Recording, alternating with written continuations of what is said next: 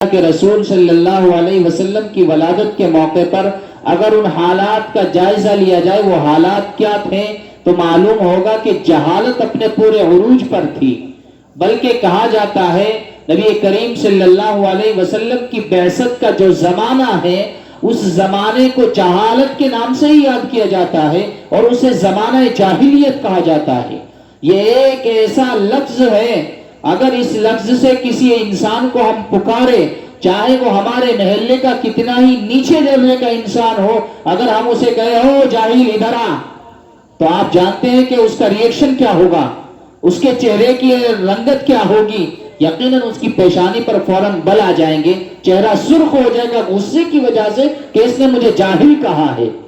اس وجہ سے کہ یہ جو جاہل لفظ ہے یہ انسان کے لیے گویا کہ ایک گالی کی حیثیت رکھتا ہے. لیکن دوستو نبی کریم صلی اللہ علیہ وسلم جس زمانے میں مبعوث ہوئے جہالت اس زمانے کے ساتھ جڑی ہوئی تھی. تاریخ لکھنے والا مورخ جب اس زمانے کو تاریخ کی کتابوں میں درج کرتا ہے لکھتا ہے تو کہتا ہے کہ زمانہ جاہلیت میں یہ رواج تھا.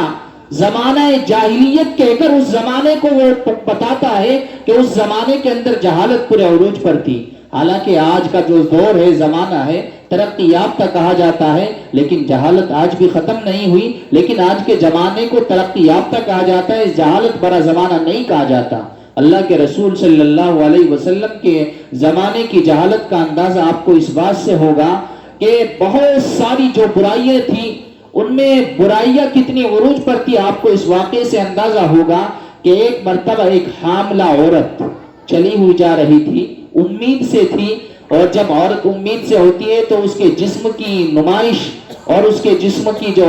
حرکات سکنات ہوتی ہے اس سے اندازہ ہو جاتا ہے.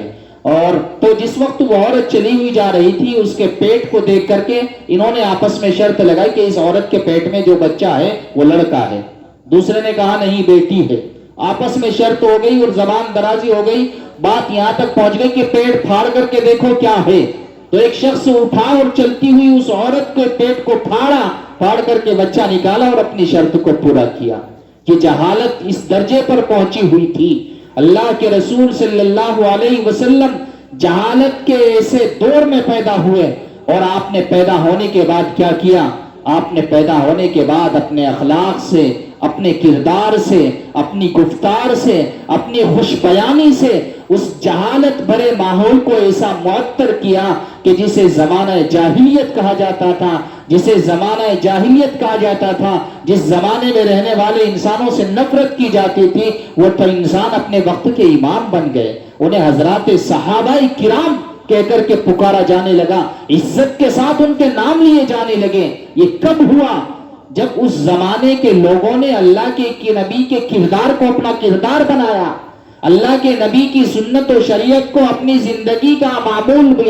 عمل بنایا. یہ جب ہوا جب انہوں نے اللہ کے رسول کی سیرت کو اپنی سیرت بنائی, اللہ کے رسول کے کردار کو اپنا کردار بنایا, اللہ کے رسول کے اخلاق کو اپنا اخلاق بنایا اور اللہ کے رسول کی تعلیمات کو اپنی زندگی کے اندر پرویا, جب جا کر ان کے اندر یہ صفات پیدا ہوئی.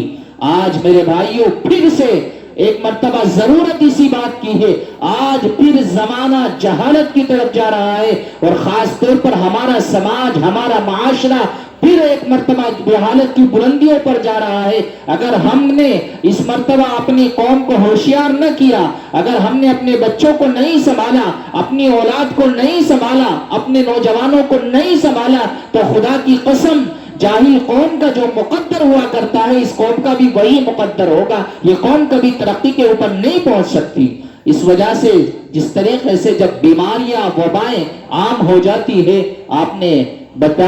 بدرجہ دنیا میں تجربہ کیا ہوگا, بہت سی مرتبہ آپ نے دیکھا ہوگا جب وبائیں عام ہو جاتی ہیں تو ڈاکٹر جو ہاسپٹلوں میں رہ کر کے مریضوں کا علاج کرتے ہیں تو سرکار ان کی ٹیموں کو ہاسپٹلوں سے نکال کر آبادی کے اندر بھیج دیتی ہے کہ آبادی میں جاؤ, بیماری کا جائزہ لو, جہاں بیماری پھیل رہی ہے وہاں کے لوگوں کو جاگرک کرو, انہیں ہوشیار کرو کہ ان چیزوں سے یہ بیماریاں پھیل رہی ہے, ان چیزوں سے تمہیں احتیاط برتنی ہے, تمہیں بار بار ہاتھ دھونے ہیں, بار بار تمہیں اپنے آس پڑوس کی صفائی کرنی ہے, تمہیں بار بار اپنے محلوں کو صاف رکھنا ہے, اپنے مکانوں کے آس پاس پانی جمع نہیں ہونے دینا، مچھر پیدا نہ ہو جائے، مچھر اگر پیدا ہو جائیں گے تو بیماریاں پھیل جائیں گی۔ تو جس طریقے سے وباؤں کے دور میں ڈاکٹروں کی ٹیم بستی بستی گھوم کر لوگوں کو بیماری سے آگاہ کرتی ہے، جہالت کے اسی دور میں یہ علماء یا مسجدوں کے ملا آپ حضرات کے سامنے اسی بنیاد پر آئے ہیں کہ جس طریقے سے وبا عام ہو جاتی ہے، ڈاکٹر بستی میں جا کر ہوشیار کرتا ہے، جہالت ہماری پوری عام ہو چکی ہے، ہماری نسلیں تباہ ہو رہی ہیں، برباد ہو رہی ہیں، شراب کے اڈے آج آباد ہے، جوئے کے اڈے آج آباد ہے، آج زنا کے اڈے آباد ہے، چائے کی دکانیں آباد ہے، اور جوا تاش کھیل کے جو ٹھکانے ہیں وہ سب آباد ہے، اور خدا کے گھر مسجدیں بالکل ویران ہے۔ آپ پوری بستی کی مسجدوں کا جائزہ لے لو، 10-15 آدمی ہیں جو پانچوں وقت اللہ کے سامنے سر جھکانے والے ہیں، باقی اتنی بستی جس میں آبادیوں کی اتنی کثرت، جس میں ہزاروں انسان رہتے ہیں، ہزاروں انسان سب کے سب اللہ کی بغاوت پر اتر چکے ہیں۔ دوستو یہ دور وہ ہے، یہ طریقہ وہ ہے جب کسی بستی کے لوگ اتنے اللہ کے نافرمان ہو جاتے ہیں، خدا کی قسم اگر آج محمد الرسول اللہ کی دعائیں ہمارے اوپر سایہ فگن نہ ہوتی تو ہماری بستیاں الٹ پلٹ کر کے ہمیں تہس نہس کر دیا جاتا، ہمیں عذاب کا شکار بنا دیا جاتا۔ اللہ کر کے رسول صلی اللہ علیہ وسلم کی وہ روتی ہوئی دعائیں،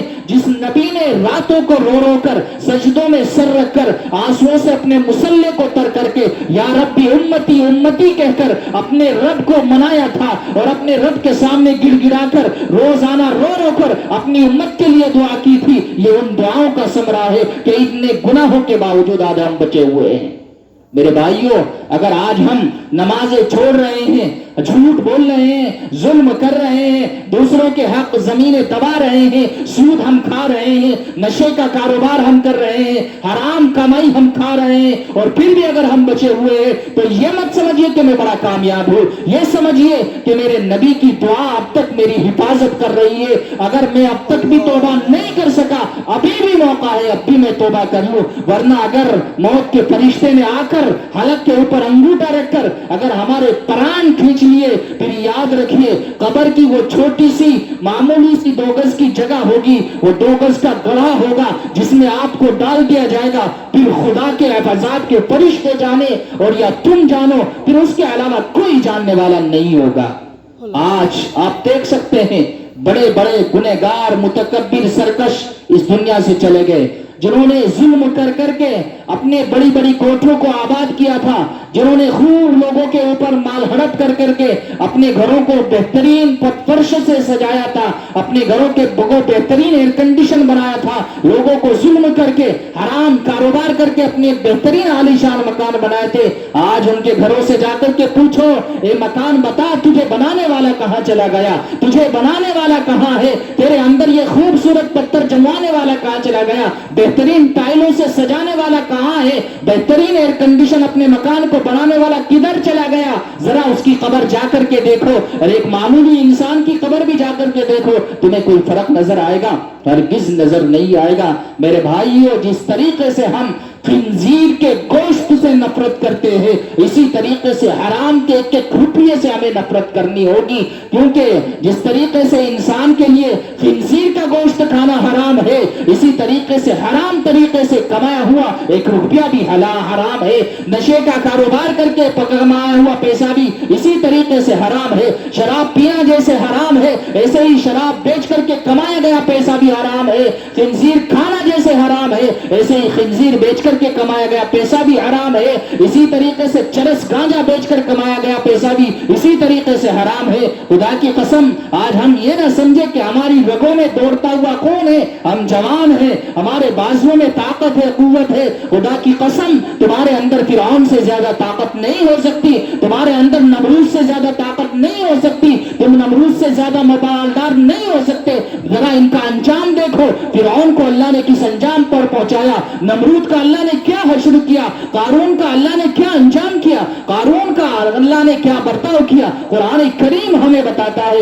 ان قارون کان من قوم موسیٰ فبغى علیہم، قارون حضرت موسیٰ علیہ السلام کی قوم کا ایک آدمی تھا، فبغى علیہم، اس نے اللہ کی بغاوت کی، اللہ کے پیغمبر کی بغاوت بغاوت کی اور اللہ نے اسے اتنا خزانہ عطا فرمایا تھا وَآتَيْنَاهُ مِنَ الْكُنُوزِ مَا إِنَّ مَفَاتِحَهُ لَتَنُوءُ بِالْعُصْبَةِ أُولِي الْقُوَّةِ قرآن کریم ہمیں بتاتا ہے اللہ نے اسے اتنا خزانہ دیا تھا، اتنا خزانہ دیا تھا کہ اس کے خزانوں کی جو چابیاں تھی وہ چابیاں ہی اتنی تھی کہ بہت ساری سواریاں ان چابیوں کو اٹھایا کرتی تھی، اتنا خزانہ اللہ نے دیا تھا۔ آج ہمارے پاس کتنا مال ہو سکتا ہے؟ ہم کتنا سونا جمع کر سکتے ہیں؟ ایک کمرہ کسی کے پاس سونے کا ہے آج؟ نہیں ہے، لیکن قارون کے پاس اتنا سونا، اتنا خزانہ تھا کہ بڑے بڑے محل، بڑے بڑے گودام اس کے بھرے ہوئے تھے اور ان گوداموں کی چابیاں اتنی ہوا کرتی تھی کہ سواروں کے لشکر انہیں اٹھایا کرتے تھے۔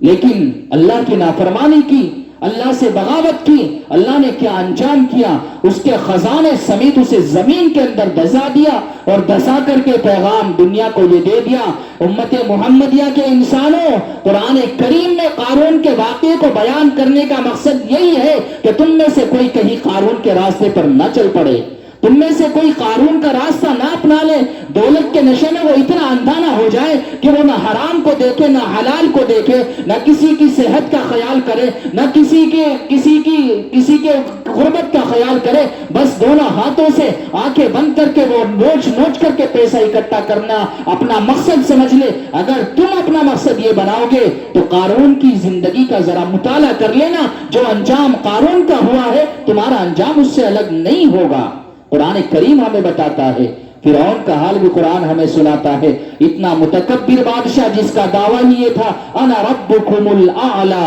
قرآن کریم کہتا ہے کہ اس کا دعویٰ یہ تھا میں ہی تمہارا سب سے بڑا رب ہوں، اتنا طاقتور۔ تاریخ والوں، تاریخ مورخین نے لکھا ہے کہ ناشتے میں صرف ایک بڑا جانور کھایا کرتا تھا، ایک بڑا جانور صرف ناشتے میں کھا جایا کرتا تھا، اتنا طاقتور تھا۔ اگر آج کسی کو اپنی باہوں میں وقتی طاقت سے کچھ غرور اور تکبر ہے اور وہ اپنے آپ کو اکڑ کر چل کر یہ سمجھتا ہے میری یہ جوانی ہمیشہ رہے گی، 2 دن کی جوانی ہے، 2 دن کی یہ زندگی ہے، اس کے بعد پھر مٹی میں مل جانا ہے، اس وجہ سے میرے بھائیوں یہ زندگی اللہ نے دی ہے۔ اگر اب بھی ہم اللہ اور اس کے رسول سے بغاوت کر رہے ہیں، اگر اب بھی ہم اللہ اور اس کے رسول کے طریقے سے اختلاف کر کے زندگی گزار رہے ہیں، خدا کی قسم زندگی میں ابھی موقع ہے، زندگی میں ابھی موقع ہے، ابھی ہم باز آ جائیں، ابھی ہم توبہ کر لیں، اپنی زندگی کے قبلے کو ابھی درست کر لیں، اپنی زندگی کا رخ ابھی سیدھا کر لیں۔